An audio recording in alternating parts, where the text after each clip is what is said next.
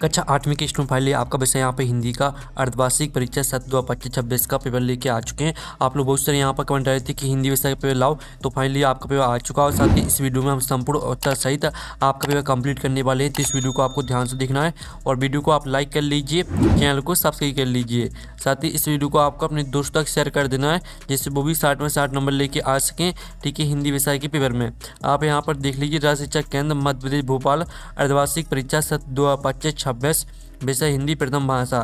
समय आपका 2.5 घंटे रहेगा। कक्षा 8 पूर्णांक आपका 60 नंबर का रहने वाला है। ठीक है, तो आपको वीडियो को लाइक जरूर कर लेना है। ठीक है, और चैनल को भी सब्सक्राइब कर लेना है। अब चलिए आपके आते हैं बहुविकल्पी प्रश्न आते हैं। प्रश्न 1 से 5 तक निर्देश आता है, सही विकल्प जिनको उत्तर लिखिए। प्रत्येक प्रश्न के लिए 1 अंक आपका निर्धारित रहेगा। प्रश्न पहला आता पल पल। ठीक है, आप यहाँ पर देख लीजिए, पलटती भेष छलकी छन छन छवि धारती ये पंक्तियाँ किस कवि की हैं? तो आपका ये था माखनलाल चतुर्वेदी, और बी आता आपका श्रीधर पाठक, और सी आता सुमंगल सिंह सुमन, और डी आता सूर्यकांत त्रिपाठी निराला। तो आपका पहले का जो यहाँ पर राइट आंसर रहने वाला है वो आपका यहाँ पर श्रीधर पाठक हो जाएगा। बी राइट आंसर रहेगा पहले का। फिर आपका दूसरा आता होश में आने के बाद मोहन की स्थिति क्यों बिगड़ने लगी थी? तो आपका यह था डॉक्टर ना मिलने के कारण, बी आता सेठ जी को न देखकर, और सी आता वृद्धा माँ को न देखकर, और डी आता दवा न मिलने के कारण। तो जो आपका प्रश्न 2 दिया गया, होश में आने के बाद मोहन की स्थिति क्यों बिगड़ने लगी थी, तो इसका राइट आंसर आपका रहेगा सेठ जी को न देखकर। बी राइट आंसर रहेगा। फिर आपके यहाँ पर तीसरा आता रियासतों में अंग्रेज सरकार के प्रतिनिधि को क्या कहते थे? तो आपका यह था बैरिस्टर, बी था पॉलिटिकल एजेंट, और सी था आपका दीवान, और डी था गवर्नर जनरल। तो यहाँ पर रियासतों में अंग्रेज सरकार के प्रतिनिधि को क्या कहते थे? तो तीसरे का राइट आंसर आपका यहाँ पर पॉलिटिकल एजेंट हो जाएगा। फिर आपका यहाँ पर चौथा देख लेते हैं। चौथा आपका आता है यहाँ पर, ठीक है, दिए गए शब्दों में से आगा शब्द कौन सा है? तो आपका यह था विचित्र, बी था निर्भीक, और सी था अद्वितीय, और डी था जायदाद। ठीक है, जायदाद। तो यहाँ पर दिए गए शब्दों में आगा शब्द कौन सा है? तो इसका आंसर आपका जायदाद हो जाएगा। फिर आपका पाँचवा आता चिपको आंदोलन से संबंधित है, गौरा देवी, बी आता अमृता देवी, सी आता राजा उभय सिंह, और डी आता निहाल चंद्र बिश्नोई। तो यहाँ पर चिपको आंदोलन से संबंधित है, तो इसका आंसर आपका गौरा देवी हो जाएगा। तो आपके जो प्रश्न 1 से लेकर 5 तक दिए गए थे बहुविकल्पी प्रश्न, वो कंप्लीट हो जाते हैं, आपने अच्छे से याद कर लिए होंगे। अब आता है रिक्त स्थान। प्रश्न क्रमांक 6 से 10 तक आते हैं रिक्त स्थान। निर्देश आता नीचे दिए गए रिक्त स्थानों की पूर्ति कीजिए। प्रत्येक प्रश्न के लिए 1 अंक आपका निर्धारित है। प्रश्न 6 आता चंद्रगुप्त द्वितीय को डॉट की उपाधि मिली। तो यहाँ पर चंद्रगुप्त द्वितीय को विक्रमादित्य की उपाधि मिली। ठीक है, तो आप यहाँ पर देख लीजिए, इसका जो आंसर रहेगा वो आपका विक्रमादित्य हो जाएगा। ठीक है, चंद्रगुप्त द्वितीय को विक्रमादित्य की उपाधि मिली। 7वां आता चरण शब्द का तत्सम रूप डॉट है। तो यहाँ पर चरण शब्द का तत्सम रूप आपका हो जाएगा, ठीक है, चरण। ये आपका लिखा चरण, चरण शब्द का आपका तत्सम रूप चरण हो जाएगा। ठीक है, चरण। और फिर आपका 8वां आता पटना शहर का पुराना डॉट है। तो पटना शहर का पुराना पाटलिपुत्र है। ठीक है, पाटलिपुत्र आपका इसका आंसर हो जाएगा, पाटलिपुत्र। और जो आपका आता अमृता देवी के साथ शहीद बिश्नोइयों की संख्या डॉट थी। तो अमृता देवी के साथ शहीद बिश्नोइयों की संख्या आपकी 363 थी। और आपका 10वां आता उपकार को मानने वाला डॉट कहलाता है। तो यहाँ पर उपकार को मानने वाला आपका कृतज्ञ कहलाता है। ठीक है, कृतज्ञ आपका यहाँ पर राइट आंसर हो जाएगा। तो जो आपके रेगिस्तान है वो भी कंप्लीट हो जाते हैं। आप यहाँ पर दिल्ली चंद्रगुप्त द्वितीय को विक्रमादित्य की उपाधि मिली। चरण शब्द का तत्सम रूप चरण है, और पटना शहर का पूरा नाम पाटलिपुत्र है। अमृता देवी के साथ शहीद बिश्नोइयों की संख्या 363 थी, और उपकार को मानने वाला कृतज्ञ कहलाता है। अब आते हैं अति लघु प्रश्न 11 से 16 तक। निर्देश आता नीचे दिए प्रश्न को होता है 1 शब्द वाक्य में लिखी। प्रत्येक प्रश्न के लिए 2 अंक आपका निर्धारित है।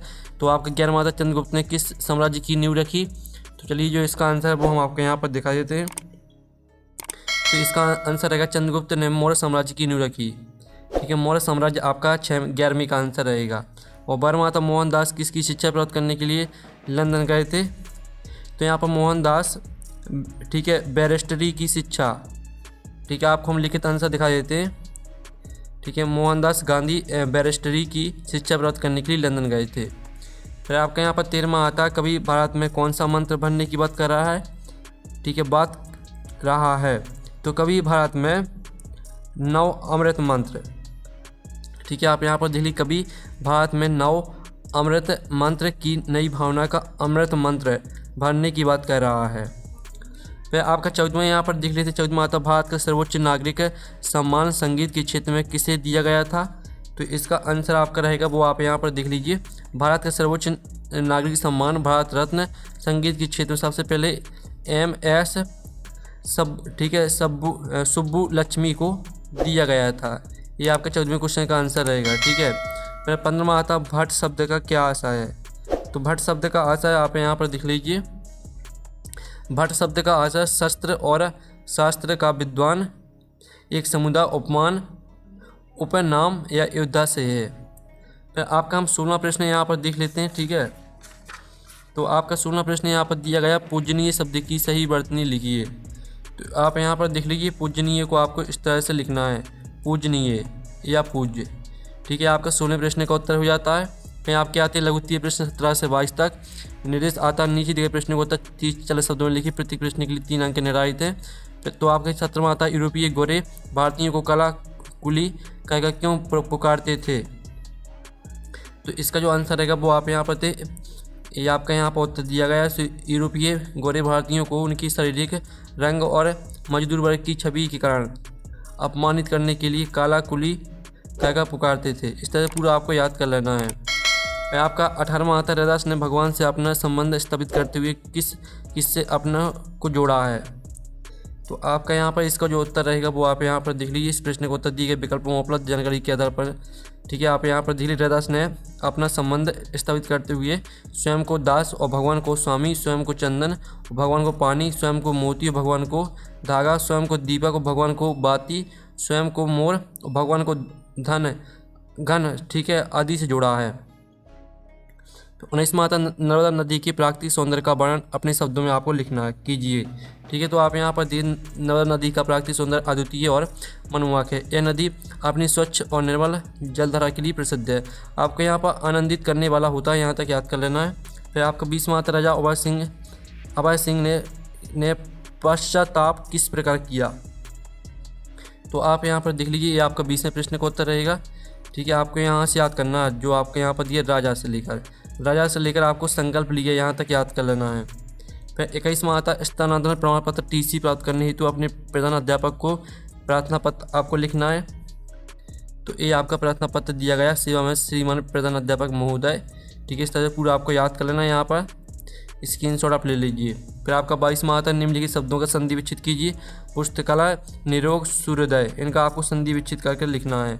तो पुस्तकालय में आपका यहाँ पर पुस्तक धन आलय, दीर्घ संधि रहेगी, निरोग का संधि विच्छेद हो जाएगा आपका नहीं प्लस रोग, विसर्ग संधि रहेगी, और सूर्योदय का आपका संधि विच्छेद रहेगा सूर्य प्लस उदय, इसमें आपकी गुण संधि हो जाएगी। अब चलिए आपके लघुत्तरीय प्रश्न कंप्लीट हो जाते हैं। अब द्विगुत्तरीय प्रश्न आते हैं 23 से 26 तक। निर्देश आता है, नीचे दिए प्रश्न का उत्तर 70-80 शब्दों में लिखिए, प्रत्येक प्रश्न के लिए 5 अंक आपका निर्धारित है।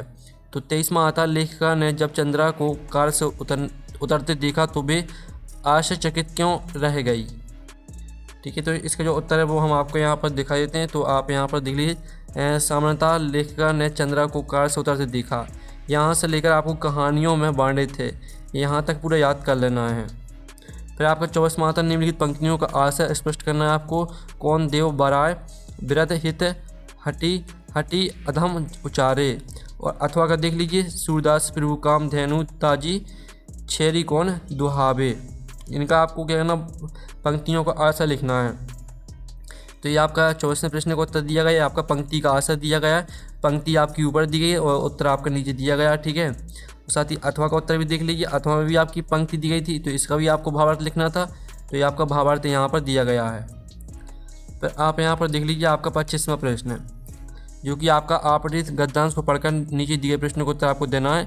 तो ये आपके दिए भारत में परिवार को क्या माना गया है, संयुक्त परिवार में कौन कौन होते हैं, संयुक्त परिवार से बच्चों में कौन से गुण आते हैं, एकल परिवार से क्या लाभ है, परिवार का मुख्य उद्देश्य क्या है। चलिए इनके उत्तर हम आपको यहाँ पर दिखा देते हैं। तो पहले वाले को उत्तर है, भारत में परिवार को सामाजिक इकाई माना गया है, और संयुक्त परिवार में कौन कौन होते हैं तो आप देख लीजिए, और संयुक्त परिवार से बच्चों में कौन से गुण आते हैं? संयुक्त परिवार से बच्चों में अनुशासन, सेवा भाव और सहयोग की भावना उत्पन्न होती है। ठीक है, आपका यहाँ पर एकल परिवार से क्या है, इसका उत्तर देख लीजिए। और परिवार का मुख्य उद्देश्य क्या है, तो इसका उत्तर भी देख लीजिए। फिर 26वां प्रश्न आता है जिसमें निम्नलिखित में से किसी एक विषय पर आपको निबंध लिखना है। तो जो आपका यहाँ पर दिया पुस्तकालय का महत्व, इस पर हम निबंध देख लेते हैं। तो ये आपका पुस्तकालय का महत्व पर निबंध दिया गया है। पहले आप इतना स्क्रीनशॉट ले लीजिए। ठीक है, इतना स्क्रीनशॉट लेने के बाद फिर इतना स्क्रीनशॉट ले लीजिए। ठीक है, और फिर साथ ही आपका जो यहाँ पर है वो कंप्लीट हो जाता है। तो आपका हमने हिंदी के पेपर कंप्लीट करा दिया। साथ ही आपको सभी विषय के जो पेपर हैं वो आपको हमारे चैनल पर मिल जाएंगे, हमने अपलोड कर दिए हैं। ठीक है, तो हम नेक्स्ट वीडियो में मिलते हैं। Thanks for watching.